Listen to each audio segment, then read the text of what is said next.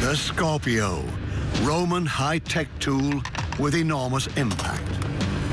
That's gone straight through a millimetre of steel. Our first weapon is known as the Scorpio. It is a Roman ranged weapon. What makes it so special?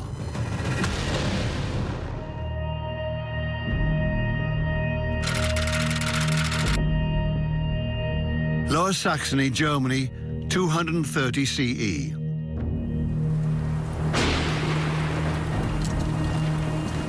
Thousands of Roman legionnaires are marching south in heavy armor and with heavy equipment. Along the western end of the Harz Highland area, they face Germanic warriors in battle. The Romans storm a hill and claim the victory. How did they do it? Archaeologists have been unearthing remains of the battle since 2008. The Hartshorn is one of the most important dig sites in Germany. The experts are surprised about one thing in particular, the large number of bolt heads. Many of them are bent. They must have hit their goal at full speed. The archaeological finds from the Hartshorn suggest that the Romans used catapults with bolts in a very targeted manner there. Hundreds of bolts were found, still buried deeply within the ground.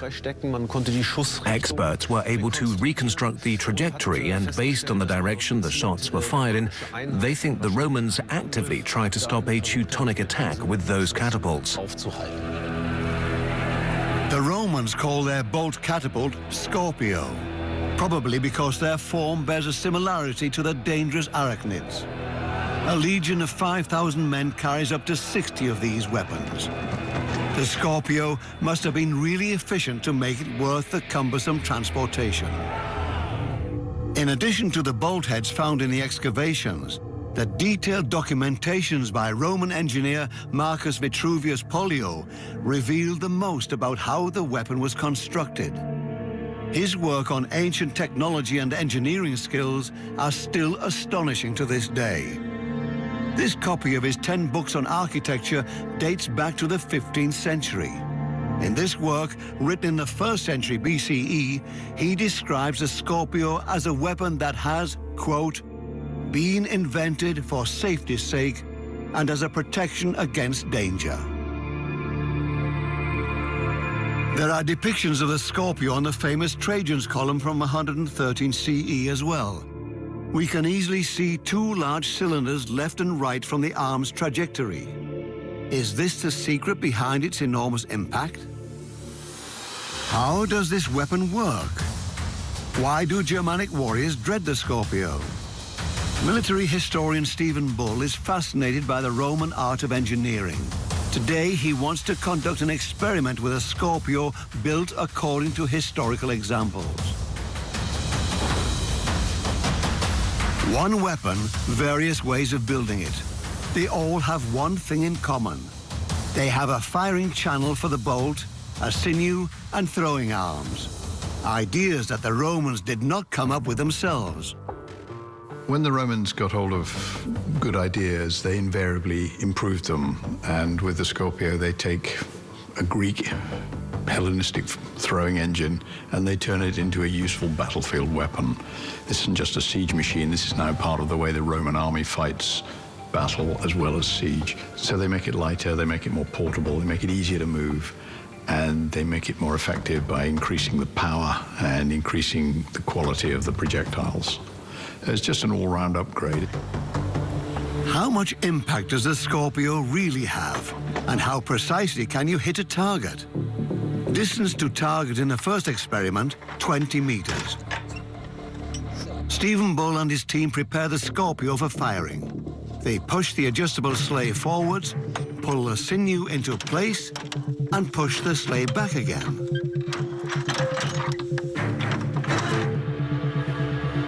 The last step is aiming the artillery at the target.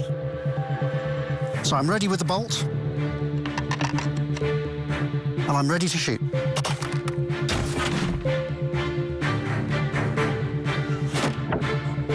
Not bad. It's on target. So this has been a pretty effective shot. It's actually gone all the way into a board, a couple of centimetres thick, and doubtless you can see the end of the arrow, the bolt, projecting on the other side of the board.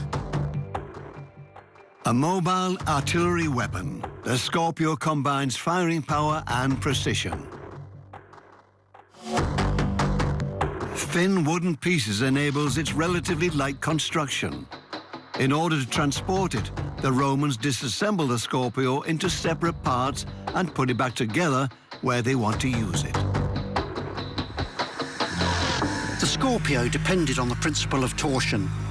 Its levers were embedded in skeins of tightly twisted rope.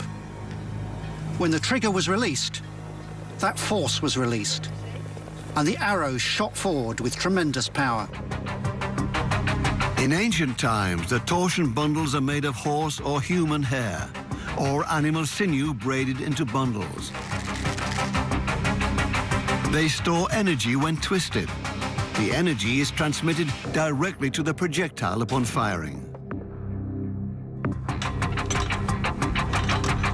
Our Scorpio reconstruction has two of these tightly twisted ropes, housed in a typical bronze cylinders. One assistant has to retighten them regularly. In our reconstruction, they are made of synthetic fibers that are more weather-resistant than the animal sinew used by the Romans. In a final step, Stephen Bull inserts a pointed bolt which is 60 centimeters long. The Roman Empire had very few essential weapons. The gladius is one of them, the pilum, things like this. The Scorpio is one of the weapons that helps them to improve their performance, and we know that they use it in some very interesting places. In Britain, it's used to capture some very large Iron Age fortresses on the tall hills. So it's a very useful artillery piece to bring up for assault operations and to use in battle. Gaul, 52 BCE. The Roman troops under Gaius Julius Caesar have been trying to conquer the land for 5 years. Time and again, they have to defeat revolts of Gallic rulers. And now, Caesar is facing a new threat. The Gauls are intending to unite under their leader, Vercingetorix. Vercingetorix is significant because he's the first person to persuade all of the Gauls, or almost all of them, that unless they want to become part of the universal Roman Empire and lose their identity, they're going to have to fight. And it's no good one of the tribes fighting. All the tribes have to fight. They all have to fight together, and they have to believe in something more than their small tribal groups. And he makes enormous progress in building this sense of identity, which some French people will look back on as the beginnings of a modern France. But the legionnaires are merciless, also when it comes to using the Scorpio.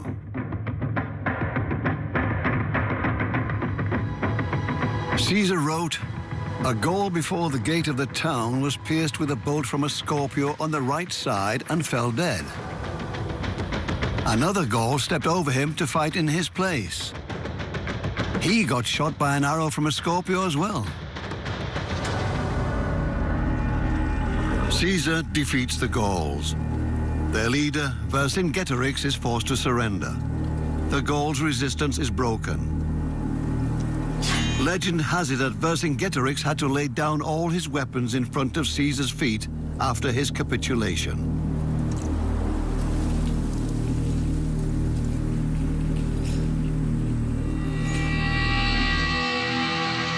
The scene has also been immortalized in drawings and in the first book from the Asterix comic book series. The many adventures of Asterix and Obelix are based on historical facts. The Roman occupation of Gaul. In the comic series, the Gauls, unwilling to surrender, defend their last stronghold, a small village at the northern shore of France. They have plenty of clever ideas and magic potion. The life of Gauls and Romans, and often also their weapons, are a recurring topic in the Asterix series. The drawings of siege weapons and fortifications impress with their level of detail and accuracy. Generally speaking, they correspond to the originals. Whether it's a Roman camp with correctly depicted tent rows or their famous battle formation, It has all been captured in the comics. Reality, however, is probably far crueler. Every legion deploys about 60 Scorpios. According to Caesar's accounts, they basically mowed down their enemies.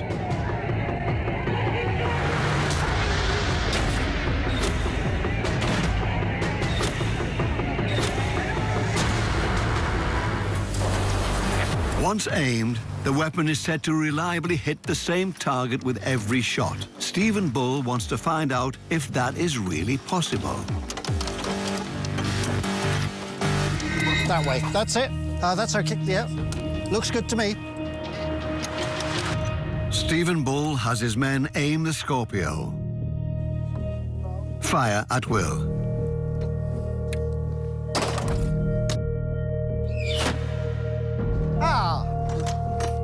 Will the next shots really hit the same spot?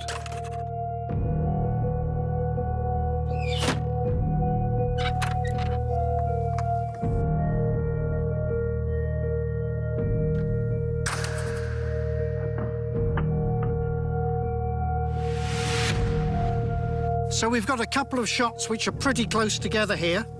That's reasonable.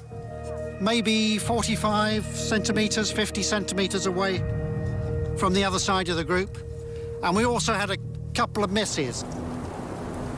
For the ancient world, this is remarkably accurate. But what about penetrating power? Can the Scorpio bolts also pierce through armor and shields? What we have here is a 1mm steel plate. We're not really going for accuracy, we're going for penetration. Let's see how it does.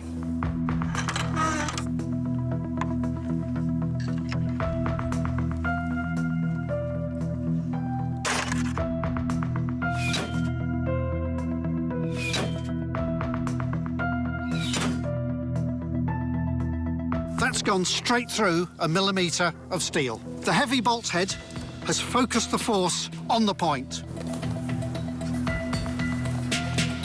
It's not come all the way through the wood, but it's nailed the metal to the wood.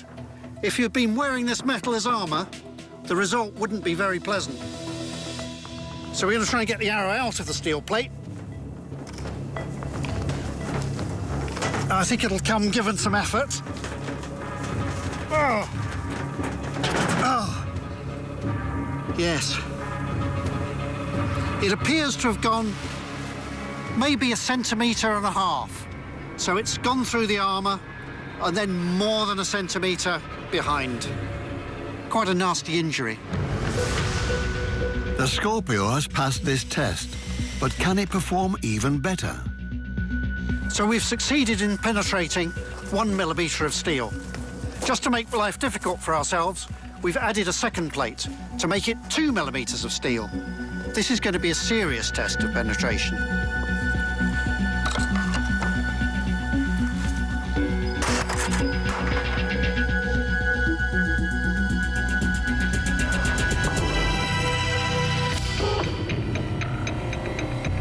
Hit the target, bottom right. How deep did the bolt head go into the steel? Not very deep, but certainly through both steel plates.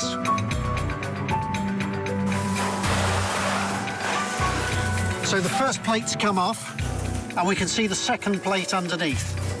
The penetration through the second plate is obviously not as serious as the penetration through the first plate, but it's still gone all the way through. So this is the first hole, all the way through the plate. And this is the second hole. Not so deep, but still all the way through.